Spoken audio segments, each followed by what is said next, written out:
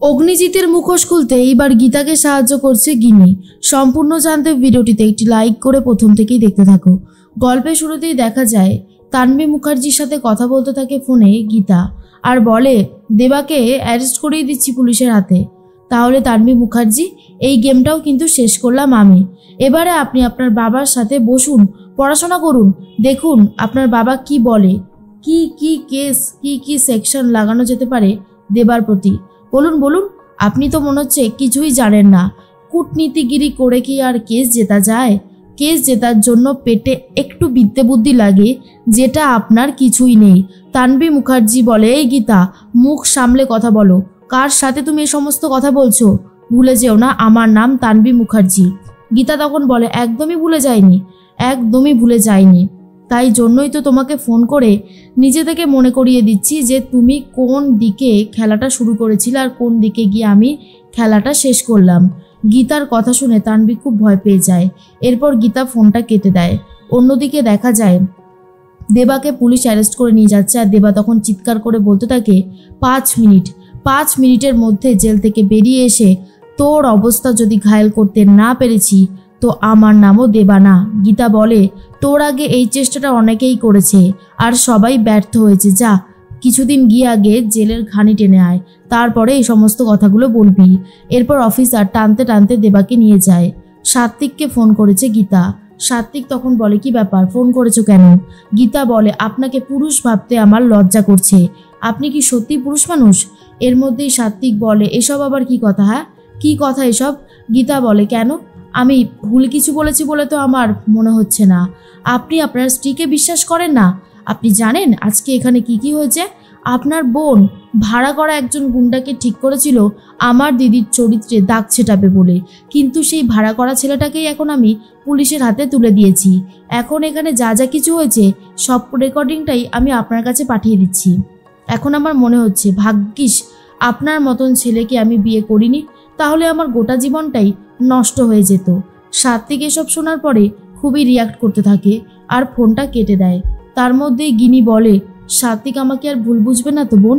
তখনই গিনির কথা শুনে গীতা বলে, তোকে আর ভুল বোঝার মতন জায়গাতে রাখবে না। সাত্বিক মুখার্জি আর তুই খুব তাড়াতাড়ি এক হয়ে যাবি। এর মধ্যেই গীতা গিনিকে জড়িয়ে ধরে আর গিনিও গীতাকে জড়িয়ে ধরে খুবই কান্নাকাটি করতে থাকে। অন্যদিকে কিরণকান্তি কথা বলতে থাকে আর বলে, কাল বাদে পরশুদিন আশীর্বাদ, যত তাড়াতাড়ি সম্ভব সব কিছু করে নিতে হবে। কৃপান তখন বলে, কিন্তু বাবা, আমি দৃঢ় বিশ্বাস নিয়ে বলছি এই বিয়েটা গীতা হতে দেবে না। ও মেহেককে দিয়ে শেষ পর্যন্ত স্বীকার করিয়েই ছাড়বে আর বলবে যে মেহেক এই বিয়েটা করবে না। আমার কিন্তু যথেষ্ট ডাউট হচ্ছে। কিরণকান্তি বলে, কি বলছিসটা কি? অগ্নিজিৎ মুখার্জিকে আমি কোটি কোটি টাকা দিয়েছি, এই বিয়েটা হওয়াতেই হবে আর তোকে নির্দোষ প্রমাণিত করতেই হবে। তখনই গীতার কথাই বলতে থাকে এই কাব্য নিজে, আর বলে, বাবা, আমারও কিন্তু কৃপানের কথাটাই সত্যি বলে মনে হচ্ছে। গীতার জন্য আমার আর সংসার করা হলো না স্বস্তিকের সাথে। আমি মুখার্জি বাড়ির বউ হতে পারলাম না। কৃপানের বিয়েটাও কিন্তু ভেঙে দিতে পারে ওই গীতা, কারণ ওই মেয়েটাকে বিশ্বাস আর ভরসা করা যায় না। তখনই কিরণকান্তি বলে, আচ্ছা আচ্ছা আমি দেখছি, কিন্তু কি করব সেটা তো বুঝতে পারছি না। কৃপান তখন বলে, তুমি পদ্মকে তুলে নাও বাবা, পদ্মকে তুলে নাও, তাহলেই সব কিছু শেষ হয়ে যাবে, আর না হলে কিন্তু হবে না। এর মধ্যেই কিরণকান্তি বলে, ঠিক আছে, আমি অগ্নিজিৎ মুখার্জির সাথে একবার কথা বলে দেখি। অগ্নিজিৎ মুখার্জিকে ফোন করেছে কিরণকান্তি আর বলে, মনে আছে তো আশীর্বাদের দিন? তখনই অগ্নিজিৎ মুখার্জি বলে, সবটাই মনে আছে। এর মধ্যেই কিরণকান্তি বলে, আপনি কিন্তু বলেছিলেন যে রেজিস্ট্রি পেপারে সাক্ষীর জায়গাতে গীতার সই থাকবে, তাহলেই কিস্তিমাত করা যাবে, কি হবে তো সেই কাজটা? অগ্নিজিৎ মুখার্জি বলে, আমি তো 100% চেষ্টা করবই। আমি বারবার বলছি যে আমি চাইছি মেহেকের সাথে কৃপানের বিয়েটা দিতে। অনেকটা দূর কিন্তু আমি এগিয়েও গেছি। আপনার যদি মনে হয়ে থাকে যে আমি কাজের কাজ কিছুই করছি না, তাহলে কিন্তু সেটা সম্পূর্ণ ভুল। কিরণকান্তি বলে, আমি আপনাকে কোটি কোটি টাকা দিয়েছি। এইবার যদি মেহেকের সাথে কৃপানের বিয়েটা না হয় তাহলে কিন্তু আমিও আপনাকে ছাড়বো না, বরবাদ করে দেবো আপনাকে, কথাটা মাথায় রাখবেন। বলেই ফোনটা কেটে দেয়। তার মধ্যেই চলে এসেছে ব্রজবালা মুখার্জি। অগ্নিজিৎকে বলে, এই সর্বনাশটা করো না, নিজের মেয়ের এত বড় সর্বনাশটা করো না তুমি।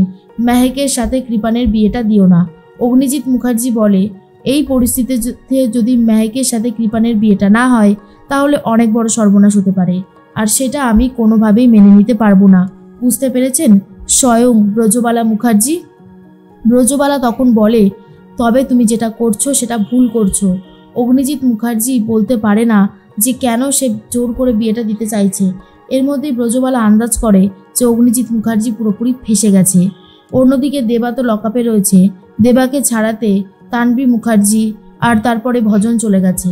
তখন ঢালি বলে, আপনারা কথা বলুন, আমি বাইরে আছি।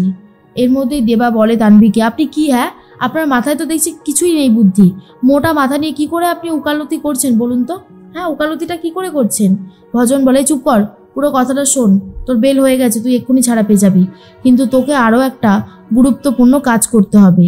এরপরে কৃপানকে ডেকে নেয়।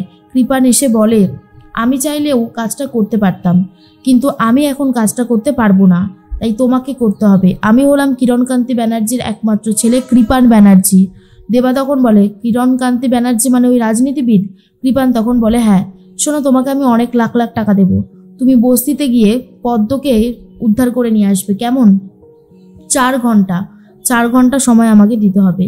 এর মধ্যেই দেবা তখন বলে, কিন্তু আমি তো দেখতে চেয়েছিলাম ওই গীতাকে। ভজন বলে, তুই চুপ করবি? গীতাকে অত সহজে তুই সায়স্তা করতে পারবি না। কেউ পারেনি আর তুই পারবি? চুপ একদম। এরপর কৃপান বারবার করেই সেই একই কথা বলতে থাকে আর বলে, কাজটা যদি করে দিতে পারিস তাহলে কিন্তু কেল্লা ফতে হয়ে যাবে। এর মধ্যেই দেবা রাজি হয়ে যায় আর বলে, ঠিক আছে, আমি পদ্মকে পুরো উপরে নিয়ে চলে আসব। অন্যদিকে গীতা সবার সাথে কথা বলতে থাকে। তখনই পদ্ম বলে, কি ভাবছো বলো তো উকিল দিদি? গীতা বলে, আমি যদি খুব ভুল না হই এর পরবর্তী টার্গেটটা তোর উপরে আসতে চলেছে। কৃপান রেজিস্ট্রির দিন কোনো কিছু রাখবে না, ও তোকে এখানে থাকতে দেবে না, ও তোকে তুলে নেওয়ার প্ল্যান করবে। স্বস্তিক বলে, আপনি চিন্তা করবেন না, আমি আছি তো। তখনই গীতা বলে, না না স্বস্তিক বাবু, আপনি একা কিছু করে উঠতে পারবেন না, এর জন্য আমাকে একটা অন্য রাস্তা দেখতে হবে। আমাদের এই কলোনিতে লিকারদা থেকে শুরু করে সবার হাতে অস্ত্র থাকবে, কাটারি থাকবে। তারপর আমি দেখি কি করে ওরা পদ্মকে এখান থেকে তুলে নিয়ে যেতে পারে। এর মধ্যেই গিনি বলে, তুই পারবি তো বোন? তখনই গীতা বলে, তুই আমার সাথে আছিস তো দিদি, তুই পারবি না অসহায় মেয়েগুলোর পাশে এইভাবে একটু একটু করে দাঁড়াতে, অগ্নিজিৎ মুখার্জির মুখোশ খুলে দিতে? গীতা কথা শুনে গিনি বলে, পারবো।